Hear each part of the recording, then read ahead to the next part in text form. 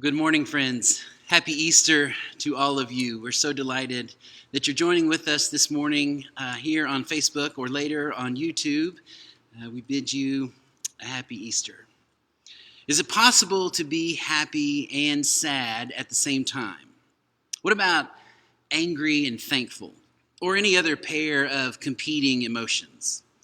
I read some stories this week about people who were terrified of being happy. So they were afraid to be happy because they had each had an incident, in some cases more than one, in their lives when something wonderful happened to them, only to be followed up by something really terrible. One man woke up to the news that he'd been accepted into the grad school of his choice, only to find out later that day that his favorite uncle died before he could talk to him and share his good news and say goodbye. Another story I read was about a woman who, when she was a little girl, had a birthday party filled with joy and presents and all her friends and cake, only to have one of her dear friends who was attending the party killed in a car wreck on the way home. This man and this woman grew up to be afraid of being happy.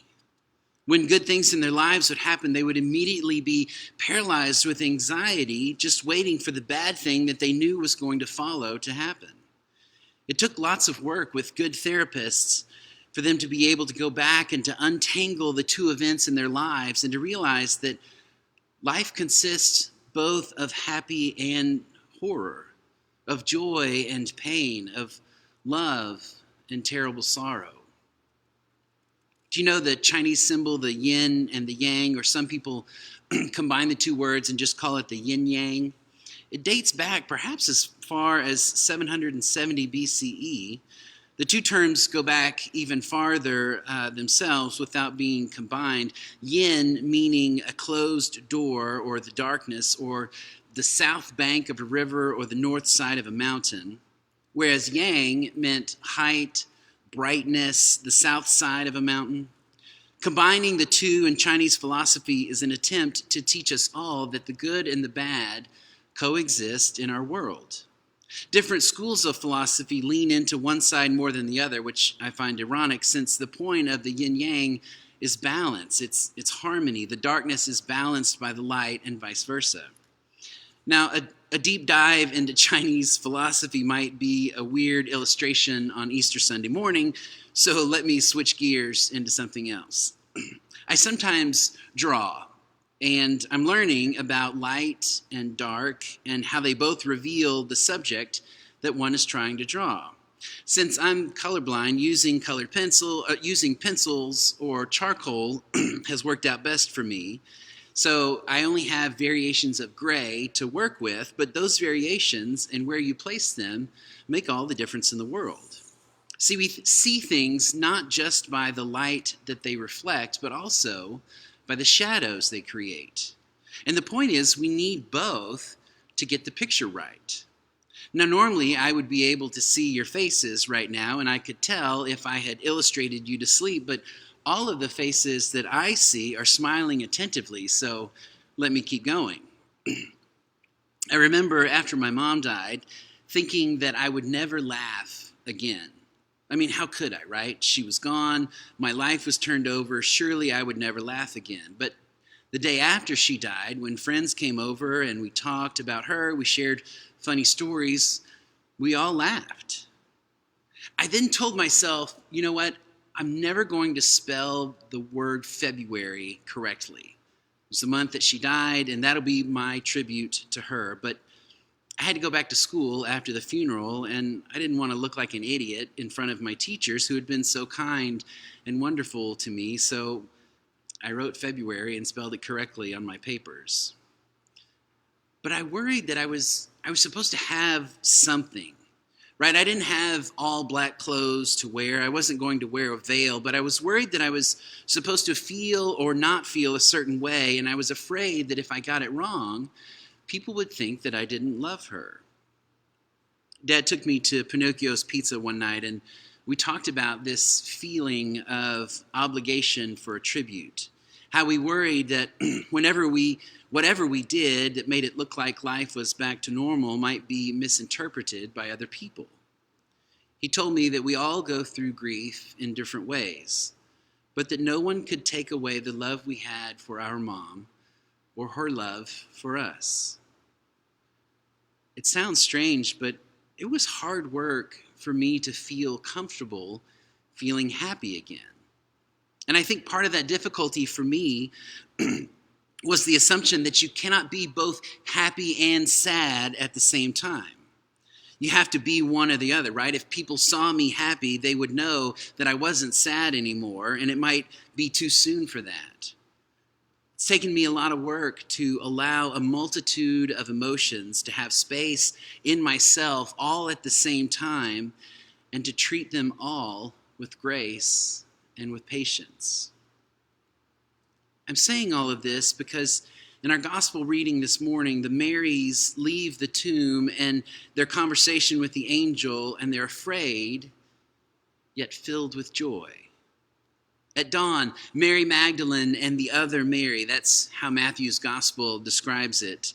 And it reminds me of the Bob Newhart show. This is going to be a reach for a lot of you, but do you remember the old Bob Newhart show? There were these three brothers. They always came in together. Only one of the brothers ever talked, and when all three would walk into a scene, the spokesperson, the spokesbrother, would say for the group, "Hi, my name is Daryl.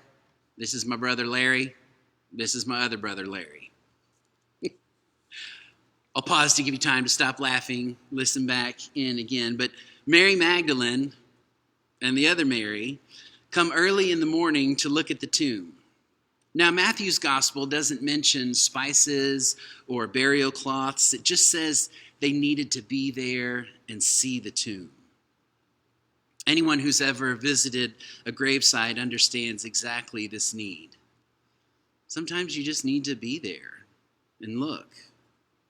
So they come to the tomb, and an earthquake happens as the angel of the Lord comes down from heaven, rolls back the stone, and then the angel sits on top of it, which feels a little arrogant to me. But I mean, the angel did just come from heaven, and it said his appearance, or her appearance, the angel's appearance, was like lightning and had snow white clothes. So yeah, self-assurance is warranted in that moment. The soldiers are struck completely dumb. They're frozen in place. They're catatonic with fear. Matthew's gospel says that they shook and then became like dead men. I've had that experience on a few roller coasters that I've been on, where you're so afraid, like you can't make any noise and you can't make your muscles do anything. You're just frozen in fear. I imagine the clanging sound of their weapons made when they fell to the ground, and then there's just silence with open mouths. The angel speaks to the Marys and tells them not to be afraid, because the angel knows that they're here to see Jesus who was crucified. And then the angel says he's not here. He has risen, just as he said. Come and see the place where he lay, then go quickly and tell the disciples he has risen from the dead and is going ahead of you into Galilee, and there you will see him. Now I have told you. The greatest declaration of faith given to these two women. The climax of the story of Jesus entrusted to two women, one of whom was demon-possessed, and the other doesn't even warrant a last name. It's just the other Mary. I feel like this moment should have come to a bigger crowd. Right? I mean, it seems that the angelic hosts who heralded his birth to the shepherds would also show up in this moment and play their resurrection songs so loud to a packed stadium that everybody would know. But some of that feeling, I think, reveals some of my lingering misogyny, and also this belief that more is somehow better. It was enough for God to announce the resurrection of God's Son to two women and to entrust them with the miracle of resurrection. Friends, that means that God is also comfortable entrusting the story to you. You without a degree in theology or biblical studies. You with no experience with Greek or Hebrew. You with your own experience of the resurrected Christ. You are enough. God trusts you to be a witness, to be a bearer of this glorious story of love that will not let you go, of life that will not be defeated by death, of grace and forgiveness, of acceptance and inclusion. God trusts you, even if it's just you, to be a bearer of this light, this love, and this wonderful truth. And when I hear those words coming out of my own mouth, my heart starts to protest. But I'm not a good light bearer. I don't know enough. I haven't lived it well enough. I know I'm going to fumble the words, and there's still parts of the story that I struggle to believe. There's still parts of me that are afraid. It's as if my conversion isn't yet complete. Yes, I have joy, but I'm also afraid. I doubt. I groan. I question. I suffer. I'm confused. God can't entrust me with this story just yet. I need more time so that I will be completely and totally filled with joy and only joy. The Gospel of Matthew says the women hurried away from the tomb, afraid, yet filled with joy. And they ran to tell the disciples. Afraid, and yet filled with joy. Friends, we can be more than one thing at a time. We can still have doubts and yet believe. We can ask good questions and still have some assurances. We can be afraid and filled with joy.